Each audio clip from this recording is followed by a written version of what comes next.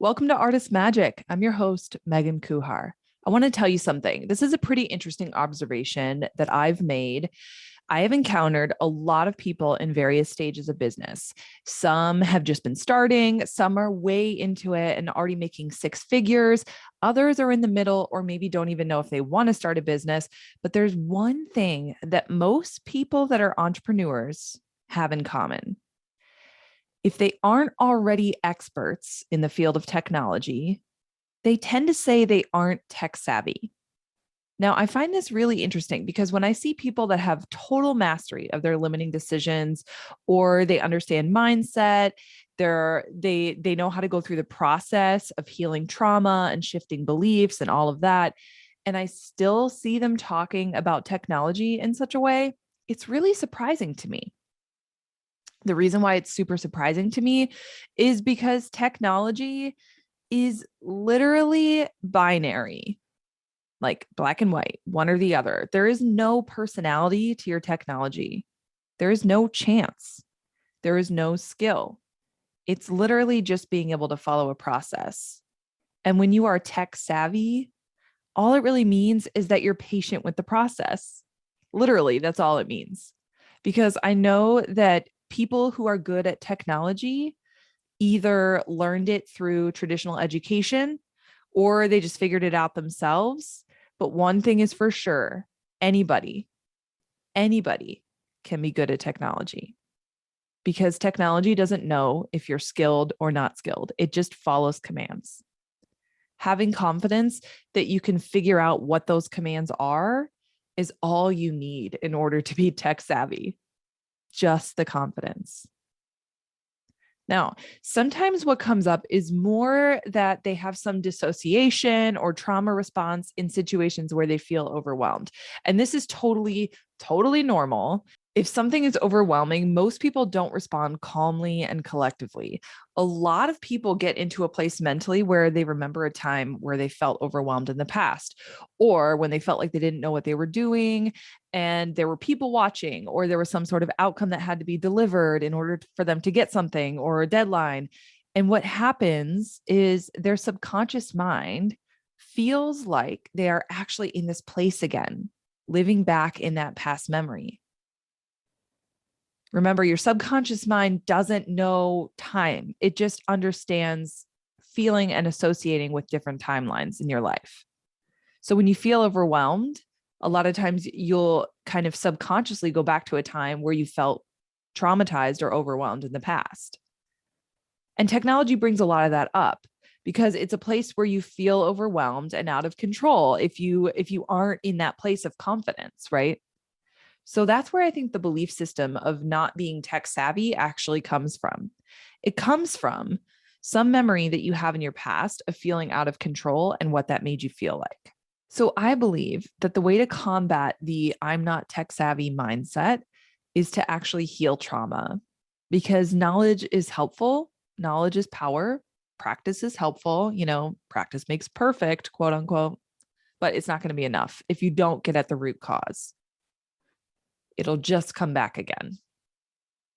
So what I hope to do now is to help my clients get to the root cause of where their feeling of inadequacy for technology comes from. This is why I've launched a specific brand of my business that I'm calling Feel Grounded. Feel Grounded is totally focused on technology coaching. I think it's really important to remind ourselves that this is ubiquitous. Technology is a ubiquitous part of our existence. Technology is everywhere. And so if we move through our life and our business being afraid of it or feeling inadequate with it or feeling whatever sense that comes up when you feel like you're unprepared or overwhelmed, then there's a huge chunk of your life where you feel those hurtful feelings. So I want to do my best to help heal that trauma in as many people as possible. That's why I launched Feel Grounded.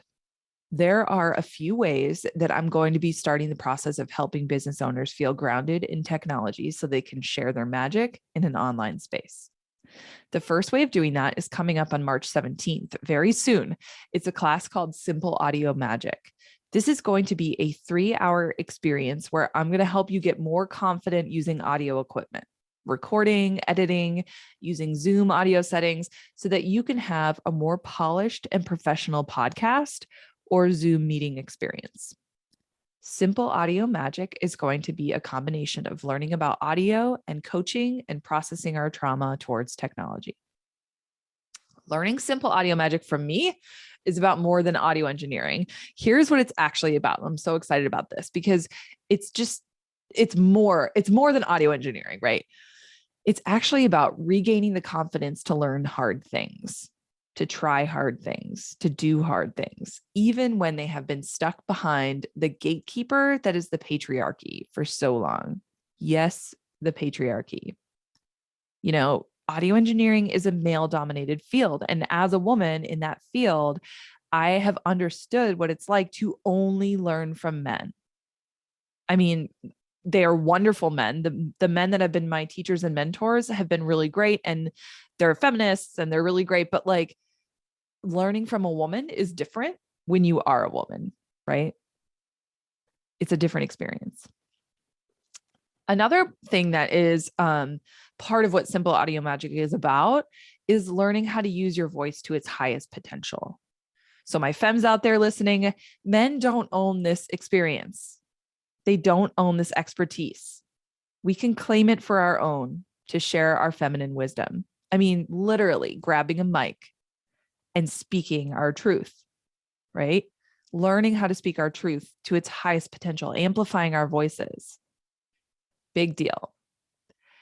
Another piece of Simple Audio Magic is obviously best audio practices. So I'm going to be teaching the 6 key editing tools, 4 recording hacks, and how to set up your Zoom audio for the best quality recordings. And this is all going to be taught in a trauma-sensitive, safe space, not from a bro on YouTube that you have to like figure out yourself and pause the video and move along. And it's going to work for any software program because I can basically apply the same practices to any program that you're using. So it's very personalized. And that's why I want to keep the class small.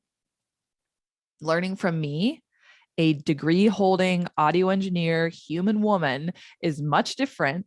It's a much different experience than traditional tech classes or videos. So you will not only become more confident with your microphone and software, but you'll also start to uncover the root cause of your belief systems around technology. So it's a big deal. Simple Audio Magic is taking place on March 17th. I only have 11 spots available in the workshop because I need to keep it small so that we can all have the ability to ask questions and share screens and all of that. So that's going to be March 17th. And I hope you enroll. The sign-up link is in the description of this podcast, so check it out. I will be sharing more about upcoming workshops. There's another one coming up about Squarespace after Simple Audio Magic, but we'll just keep it at that for now. Now, what I want to do at this point is I want to reshare an episode that's from back in the podcast, episode 41, that I called "What You're Saying About Technology May Actually Be Blocking You from Fulfilling Your Full Potential." And this episode is where I shared 3 common limiting beliefs that I hear all the time. Being a technology educator of over 10 years, I hear the same sentences over and over again, the same beliefs. And I talked about those beliefs in this episode. I just wanted to reshare it because I think maybe a lot of you haven't heard it yet since the rebrand of the podcast. It's been over a year since I shared that episode. And I just want to make sure that you hear it because it's still totally relevant today. So I'm going to go ahead and play that now, and I will see you back when it's over. Today's topic is something that, as a technology educator, I have come across every single year for the past 11 years. I've taught technology-related courses to people across many age groups, from senior citizens to middle schoolers. And one thing I see in common is this ongoing frustration or fear when it comes to operating with technology. Not everyone has it. There are always students who thrive in a tech space, or at least who don't feel intimidated by it. But it honestly hurts to see so many people struggle with tech. I'm not offended hurt, I'm just saddened hurt. I don't want people to be stressed when they're working on a computer. I've always been a person who is kind of filled with wonder. When I'm outside, I'm always pointing out things to my husband and now to my son, which is probably a lot better. I'll be like, look, a bunny, isn't that flower beautiful? Do you see that woodpecker on the tree? Things like that. This is an ongoing thing for me. Like, I point out everything I see, but I don't only feel like that with nature. I feel like it with tech too. Technology is a wonder. Maybe it's because I was born in the 80s and I grew up with no cable TV, no internet. Like, I remember the day we got AOL. We were begging for it for months. I was there witnessing the growth of online communication. So it never ceases to amaze me the things we can do and share through the internet.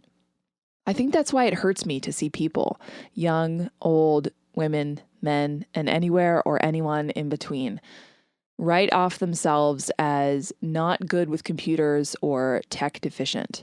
Like, technology is this debilitating thing for them that causes stress and anxiety instead of being a wonder, which is what it is for me. I have my off days too. I've blamed tech flubs on Mercury in retrograde before, but I have never allowed a computer to get the best of me. Maybe it's stubbornness, but I choose to believe that it is an openness and a willingness to let the experiences teach me. And if I decide that a piece of technology is not for me, then at least I know I gave it a shot. But isn't that how success is achieved, though? By being open and willing to learn, to experiment, and keep trying until you figure something out. By not letting your frustrations fluster you and cause you to give up. If you were trying to learn a new song and hit a difficult passage, would you let that stop you from learning it? If you were trying to learn how to use a new camera that you spent money on, but were finding parts of it difficult to figure out, would you let that stop you from figuring it out? If your client hit a bump in the road, would you tell them to just give up and start over? No, right? So why, when your computer doesn't do what you thought it would, or the spreadsheet is too confusing, or you don't understand how to install that new software, why do you just slap your laptop shut and mumble something about not being a tech person? Every time this happens in a class of mine, I always take a moment to tell the student to stop, take a deep breath, and keep trying, one click at a time. Wait for the computer to respond, then react. It doesn't have to be like a click, click, click, why isn't this working thing? Because I feel like that's what happens. Once it's not doing what you think, then you click at the speed of light and you just start freaking out that the computer's freaking out. Well, yeah, it's freaking out because you're clicking too much. So stop, take a deep breath, and one click at a time, keep trying. Okay, I have to tell you the story of Celeste. Celeste was a student of mine when I was teaching at a community college in 2014. She was an adult student returning to education after 30 years of being a stay-at-home mom, and she chose to study audio engineering, which is a highly technical field, primarily on computers and large, intimidating tech equipment like huge soundboards. But she wanted to work as a sound engineer for her church, so she really wanted to learn it. Celeste's willingness to learn and grow was what got her through that first semester.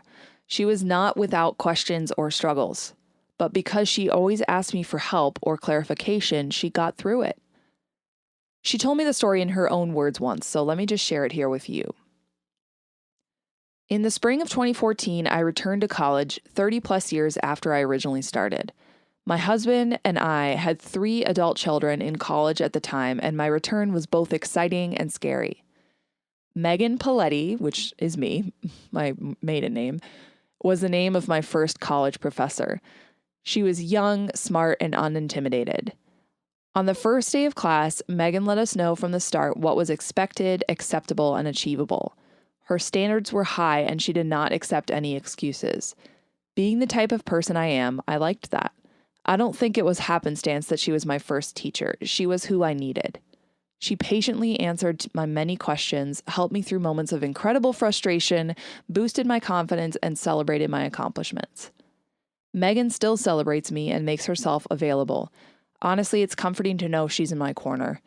Through our interactions, I've witnessed her knowledge, creativity, care, and passion for the recording arts field and for her students. Her unselfish example and investment inspired me and contributed to my senior project titled Becoming an Excellent Educator.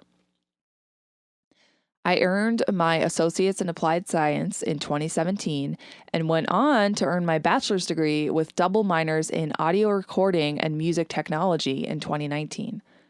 I'm 57 now and hope to follow Megan's example as an educator, a learner, and professional. She is solid, reliable, and good at what she does, a worthwhile connection and investment. I speak from personal experience. I know a lot of that is about how she and I interacted, but I need you to know that now, this was written a couple years ago, now Celeste is an educator at the same school where I once taught. So she is teaching others who are in the same seat she sat in when she first jumped back into learning. I know she's doing an amazing job. And I have to emphasize with you, Celeste was not having an easy time. She had to learn new software. She had to learn new technology. She had to learn so much. And she was not at ease with technology. But because she wanted to, she figured it out.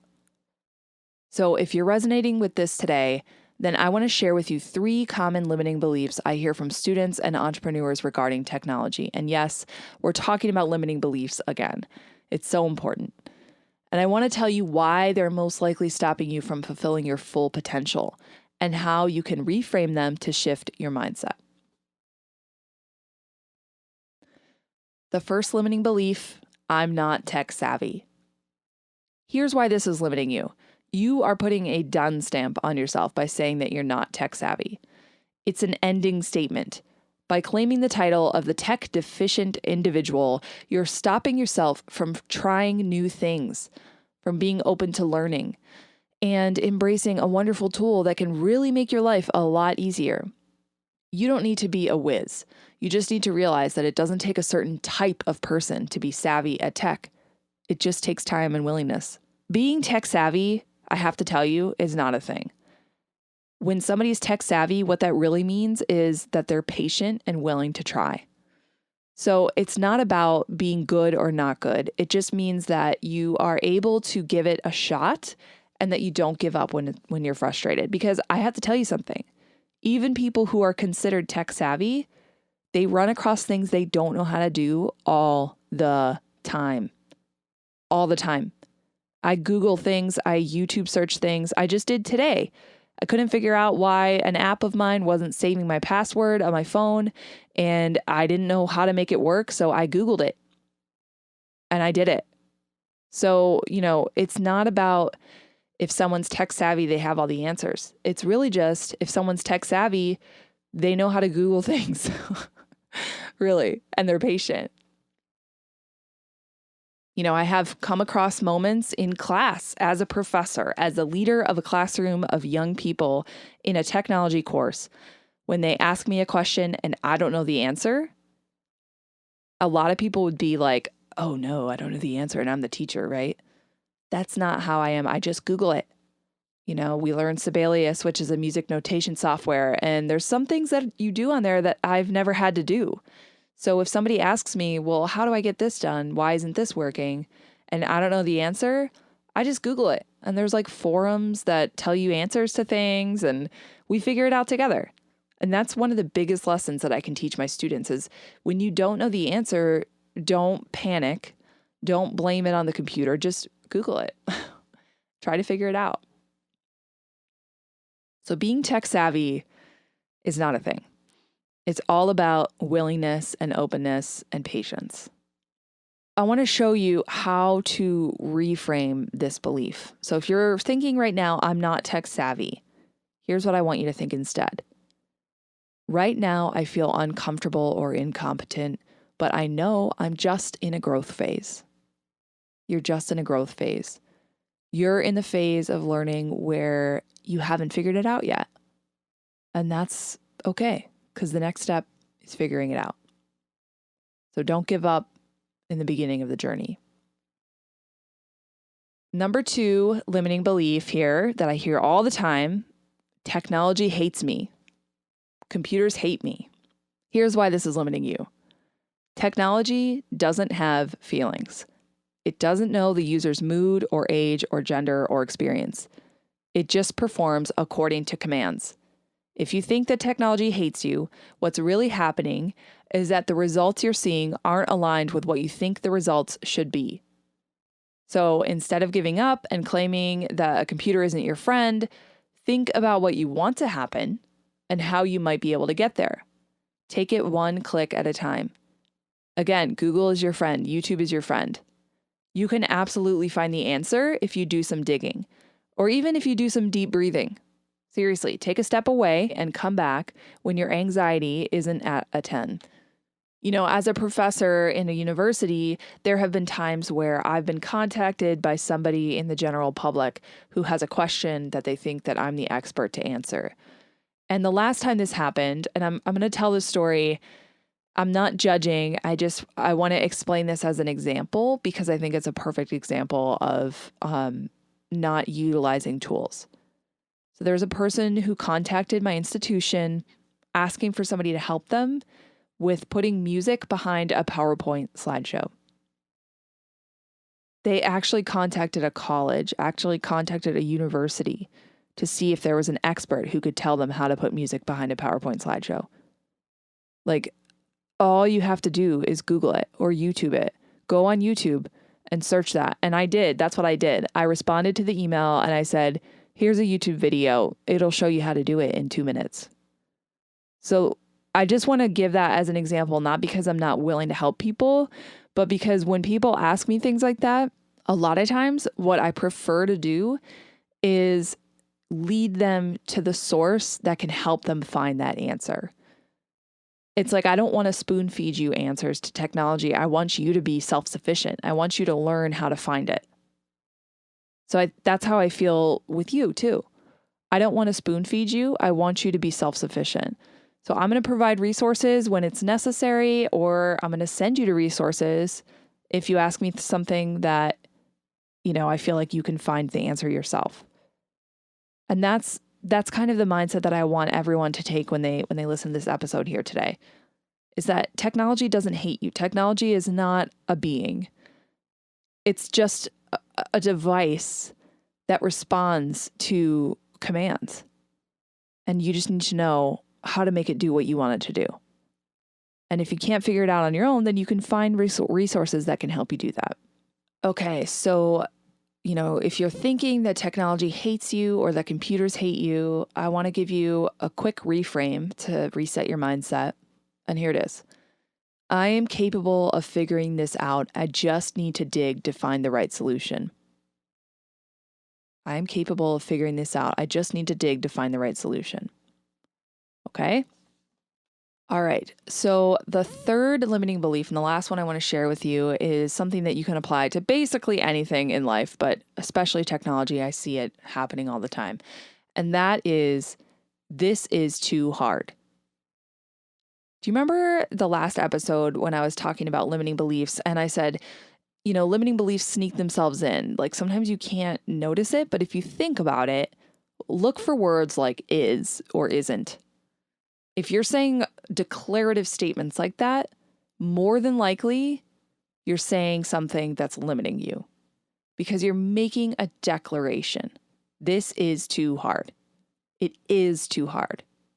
That's it, the end, right? That is limiting you because you're putting that done stamp on yourself again.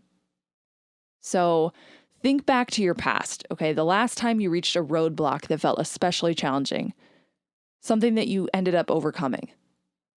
If you were to give up at that point when you felt like it was challenging and just say it was too hard, where would you be in your life right now? Think about it. What's an example of something that was challenging at first that you got through? Where would your life be if you didn't get through, if you just gave up? Giving up when you get uncomfortable is a surefire way to prohibit yourself from reaching your full potential. So just remember, nothing is permanent. There is a lesson in everything. If you give up before you've learned the lesson, you're doing yourself a disservice. And this applies to technology too. If it's too hard right now, think about what it's going to be like when you figure it out. How is it going to improve your life? How is it going to teach you a lesson? What are you going to learn from it? Don't give up when you're just at the beginning of the process. So I want to give you a reframe. If you're thinking that something is especially too hard when you're trying to figure out something on your computer or on your phone or with any technology, think to yourself, this is a challenge, but I will give it a chance to teach me something new. Right? Give it a chance to teach you something new. All right. Well, I hope that was helpful. And remember, please register for Simple Audio Magic. There's only 11 spots available.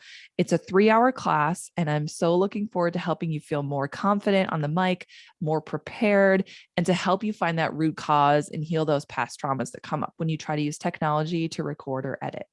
So head to feelgrounded.co/upcoming to find Simple Audio Magic and any of my upcoming workshops or classes, and sign up. It's going to be a great time. Thank you so much for listening, and I will see you next time.